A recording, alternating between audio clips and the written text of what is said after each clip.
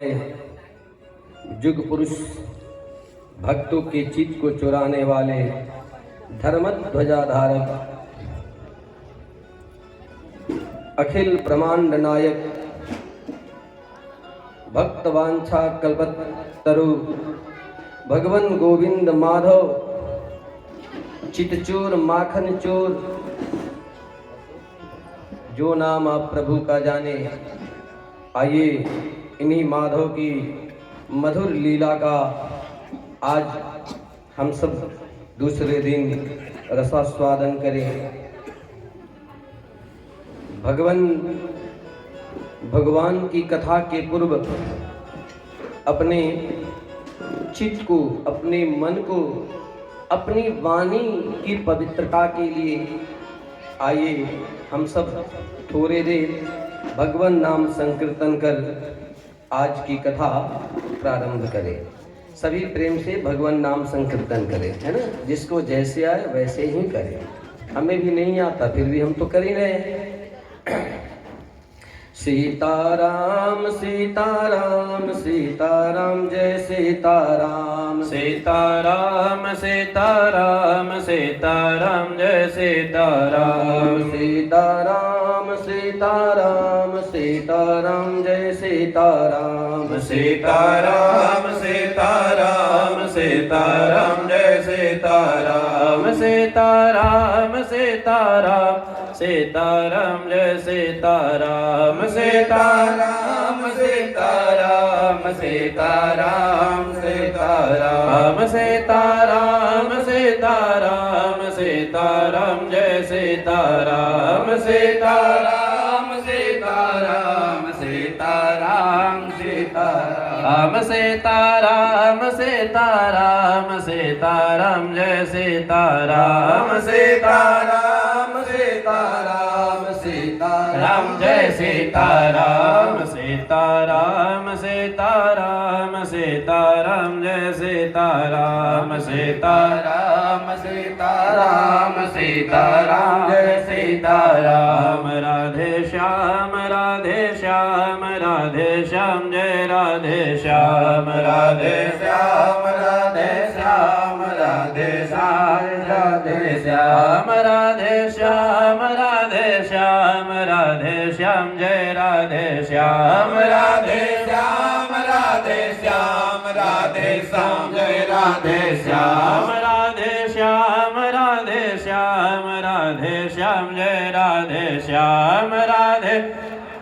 देखिए आप लोग की ध्वनि आ रही है कि नहीं, इसीलिए मैं सबको चुप करा दिया। हम सीताराम सीताराम सीताराम जय सीताराम, सीताराम सीताराम सीताराम जय सीताराम, सीताराम सीताराम सीताराम जय सीताराम, सीताराम सीताराम सीताराम जय सीताराम, राधे श्याम राधे श्याम राधे श्याम जय राधे श्याम, राधे श्याम राधे श्याम राधे श्याम जय राधे श्याम, राधे श्याम राधे श्याम राधे श्याम जय राधे श्याम, राधे श्याम राधे श्याम राधे श्याम जय राधे श्याम, सीताराम सीताराम सीताराम जय सीताराम, सीताराम सीताराम सीताराम जय सीताराम, सीताराम सीताराम सीताराम जय सीताराम, सीताराम सीताराम सीताराम जय सीताराम, राधे श्याम राधे श्याम राधे श्याम जय राधे श्याम, राधे श्याम राधे श्याम राधे श्याम जय राधे श्याम, राधे श्याम राधे श्याम राधे श्याम जय राधे श्याम, राधे श्याम राधे श्याम राधे श्याम जय राधे श्याम, सीताराम सीताराम सीताराम जय सीताराम, सीताराम सीताराम सीताराम जय सीताराम, बोले सीताराम चंद्र भगवान की जय, वन बिहारी लाल की जय। आप सब कल तक की कथा में भक्ति का प्रसंग श्रवण किए। इसके अलावा आप लोगों ने वैसी भी कथा श्रवण करी कि भागवत को सुनने से किन किन जीवों का कल्याण होता है। वैसे जीव जो नीच से नीच, पतित से पतित कर्म करके जो नरक में चले गए हैं और प्रेत जोनि में जाकर भी अगर वह भगवान की कथा श्रवण करें तो उनका कल्याण हो जाता है। जिसको आपने गोकर्ण जी और धुंधुकारी के द्वारा इस प्रसंग को सुना, और महाराज भक्ति से विहीन, जिसके हृदय में भक्ति नहीं है महाराज, वे तो लोग मानो मुर्दा ही हैं। केवल आप भोजन व्यसन आदि करने के लिए शरीर में हैं। मानव तन की सार्थकता भगवान को पाना, भगवान में लगना और भगवान की भक्ति ही है। महाराज गोस्वामी बाबा की अगर वाणी से श्रवण करें तो अंगद जी के प्रसंग से रावण को गोस्वामी बाबा मरा हुआ कहलाते हैं। अंगद जी कहते हैं कि ए रावण, मैं तुझे क्या मारूं, तू तो स्वयं मरा हुआ है। और कैसे? अंगद जी कहते हैं कि 14 प्राणी मरा हुआ है, जीते जी मृत है। 14 प्राणी ऐसे हैं जो जीते जी मृत के समान है। केवल आहार व्यवहार मैथुन आदि क्रिया के लिए पशु के जैसा जीवन जी रहे हैं। गोस्वामी बाबा कहते हैं, कौल काम बस कृपिन विमूढ़ा, कौल काम बस कृपिन विमूढ़ा, अति दरिद्र अजसी अति बूढ़ा, है ना।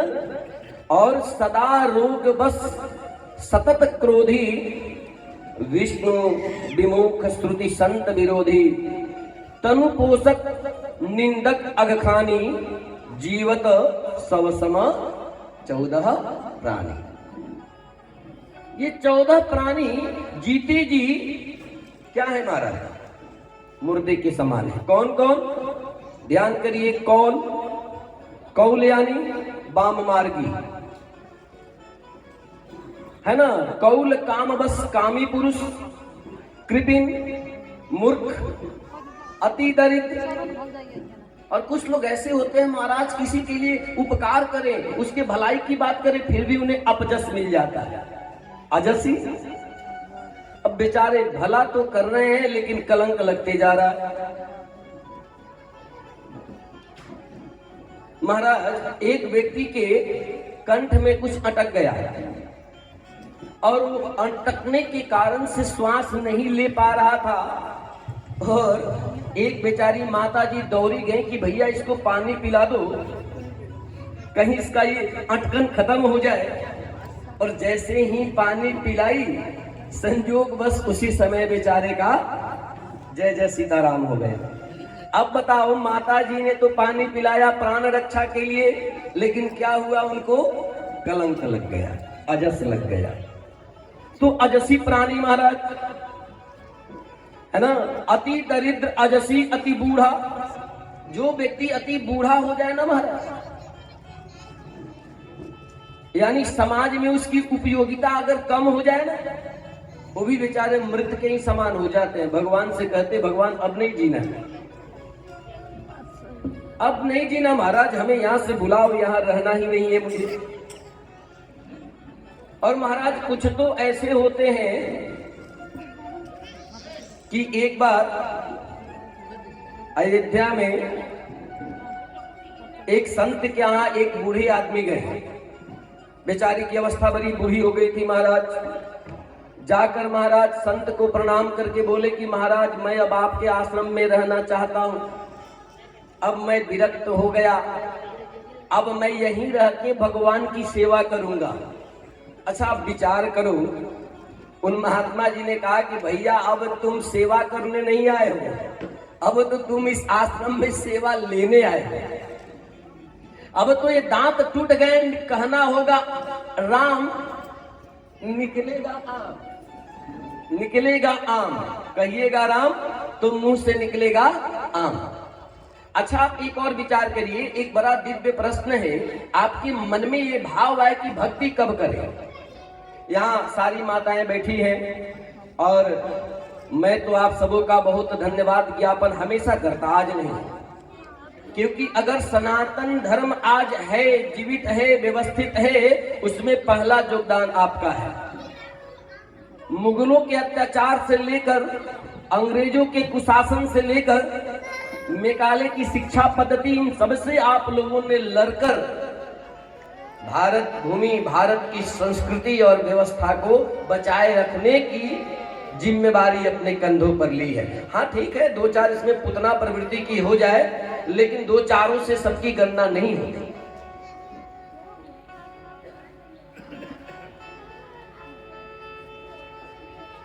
आपकी ऐसी दिव्यता है महाराज, है ना। तो अति बूढ़ा व्यक्ति, अब बहुत बूढ़ा होकर आप भक्ति क्या करोगे महाराज, बैठा नहीं जाएगा, कमर में दर्द हो जाएगा,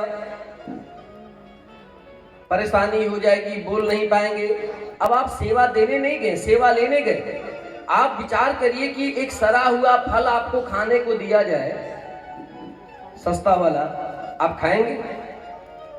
बताइए जजमानगण, आप खाएंगे? अच्छा लगेगा? तो जब आप सामान्य मनुष्य होकर सड़े हुए फल को खाना पसंद नहीं करते, तो फिर ये शरीर जब बूढ़ा हो जाए, सड़ जाए, तब भगवान में समर्पित करके क्या करोगे? अगर करना है तो ये तंदुरुस्त शरीर बचपन से ही भगवान में समर्पित करो महाराज। बचपन में भक्ति करोगे तो भगवान 5 महीने 6 महीने में प्रसन्न हो जाएंगे। जैसे ध्रुव जी पर 6 महीने में, प्रहलाद जी पर 8 वर्ष की अवस्था में। बाद में तो परिवार बच्चों की चिंता सताएगी महाराज।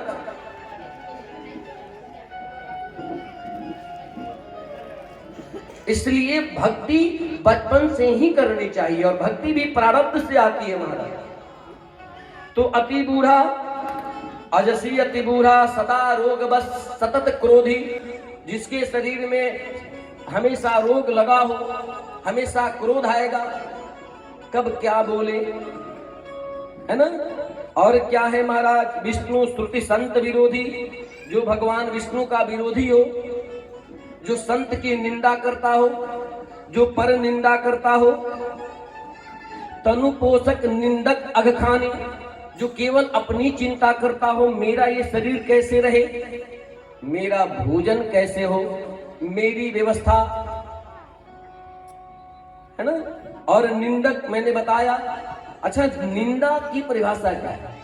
जिसमें कोई दुर्गुण ना हो, फिर भी आप उसके दुर्गुणों को गिनाते रहे, द्वेष से निकालते रहे, निंदा है।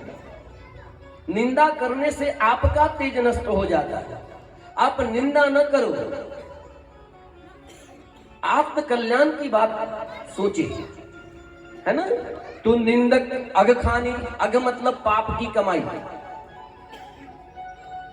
अच्छा, कैसी पाप की कमाई?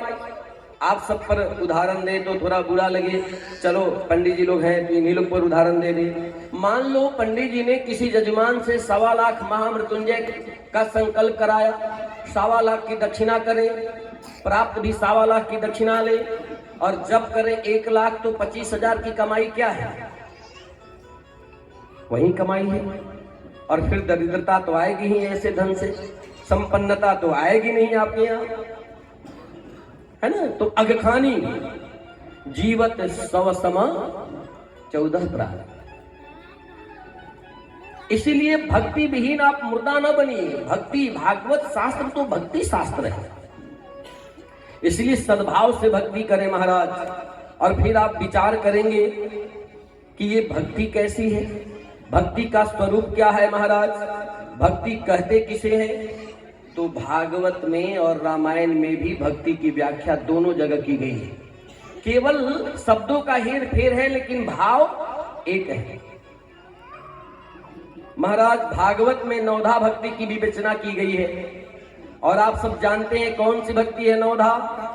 श्रवणम कीर्तनम विष्णु, स्मरणम पाद सेवनम, अर्चनम वंदनम दास्यम, सख्यम आत्मनिवेदनम। ये 9 भक्ति है। नवधा भक्ति भागवत की ध्यान दे थोड़ा। श्रवणम, आप जो अभी बैठ के कर रहे हैं यह कौन सी भक्ति है? श्रवण भक्ति। भगवान की कथा सुनना, चर्चा सुनना, करना, ये श्रवण भक्ति है। और श्रवण भक्ति के आचार्य कौन है? आप कहिएगा भैया मैं नहीं मानता, सुनने से क्या कल्याण होता है? तो श्रवणम भक्ति महाराज परीक्षित जी, जिनके निमित्त एक कथा हो रही है।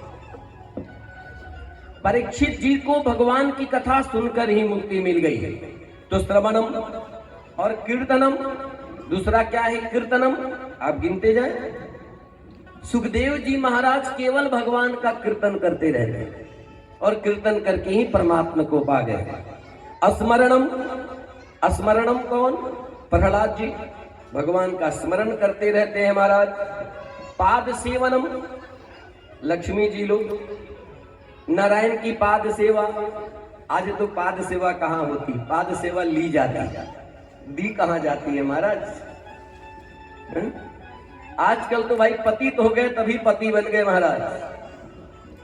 एक संत से एक व्यक्ति ने पूछा कि भगवान ये बताओ गृहस्थ आश्रम अच्छा है, विवाह करना चाहिए या नहीं करना चाहिए?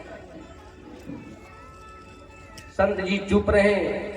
दोपहर का समय था, अपने दरवाजे पर बैठे थे, वहीं पर कुछ अभ्यास कर रहे थे। उसी समय भक्त ने आकर एक प्रश्न किया। संत जी ने आवाज लगाया, ए जी सुनती हो? किसको? घरवाली को। आजकल तो घरवाली का भी नाम लिया जाता, घरवाली तो छोड़ो, घरवाले का भी। सोनू, मोनू, टोनू, डोनू, क्या क्या नाम है महाराज। आत्म नामम पुत्र नामम, अपना नाम स्वयं, पुत्र का नाम, अपनी पत्नी का नाम, गुरु का नाम नहीं लेना चाहिए।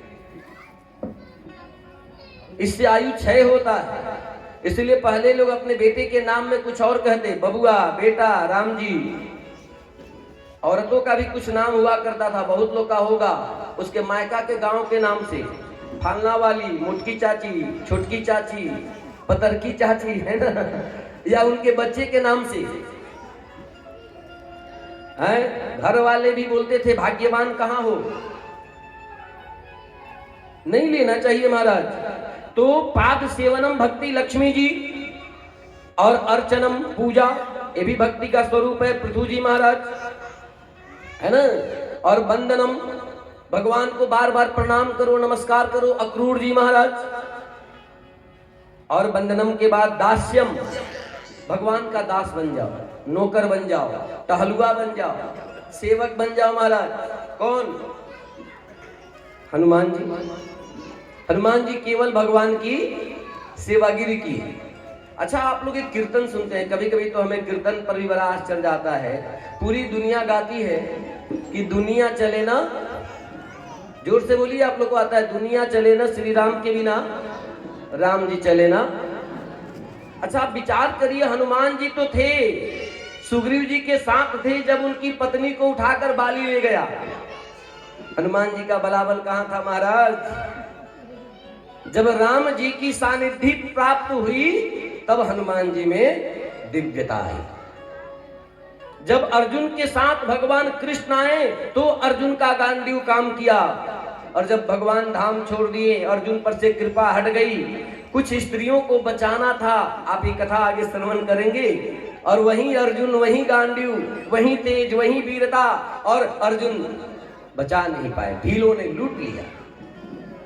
महाराज, करते हो तुम कन्हैया, मेरा नाम हो रहा है, बस आपकी कृपा से सब काम हो रहा है। हम तो निमित्त मात्र हैं, करवाते परमात्मा है। दास्य भक्ति हनुमान जी की, और दास्य भक्ति परम श्रेष्ठ है। भगवान के दास बन जाओ, भगवान से आगे पूजे जाओगे। जो भी भगवान का दास बना, उसकी पूजा भगवान से पहले होती है। और महाराज, सख्य भक्ति, अर्जुन सखा बनाकर, मित्र बनाकर महाराज, और आत्मनिवेदन, अपने आप को भगवान में समर्पित कर देना। इस भक्ति के आचार्य उद्घोषक कौन है महाराज? राजा बलि। राजा बलि आत्मनिवेदनम, भगवान और बलि अगर आत्मनिवेदन किया तो इसमें सबसे बड़ा योगदान किसका है? महाराज बलि की पत्नी ने संकेत किया, विंध्यावली, उनकी कथा आप सुनेंगे। पत्नी अगर सहयोग करे तो परमात्मा को प्राप्त करना उचित नहीं है महाराज। और मैंने बताया, शुरू किया कि भक्त ने पूछा संत से, महाराज विवाह करे या न करे। संत दरवाजे पर दोपहर में बैठे थे। संत ने अपनी पत्नी को आवाज दिया, ए जी सुनती हो, यहाँ बड़ा अंधेरा है, थोड़ा दीपक लाकर जला दो। अब बताइए, 12 बजे दिन में पति ने दरवाजे से पत्नी से कहा, भैया दीपक जला दो। सामने जो चेला प्रश्न पूछने गया था उसने देखा कि संत जी की पत्नी लाई और दरवाजे पर दीपक जला दिया। अब बेचारे प्रश्नकर्ता ने विचार किया कि जो ये तो दिव्य है, इनकी पत्नी भी दिव्य है, ऐसे मूर्ख जिनको ज्ञान नहीं कि दिन में दीपक की आवश्यकता नहीं, ऐसा सोच ही रहे थे तो संत ने कहा, अगर पत्नी ऐसी हो तो गृहस्थ आश्रम से उत्तम संसार का कोई आश्रम नहीं, पति आज्ञा सर्वोपरि है। तो महाराज भागवत में ये नवधा भक्ति बताई गई और इसी नवधा भक्ति को गोस्वामी तुलसीदास जी प्रभु राम के द्वारा सबरी माँ को बताते हैं। विकास जी,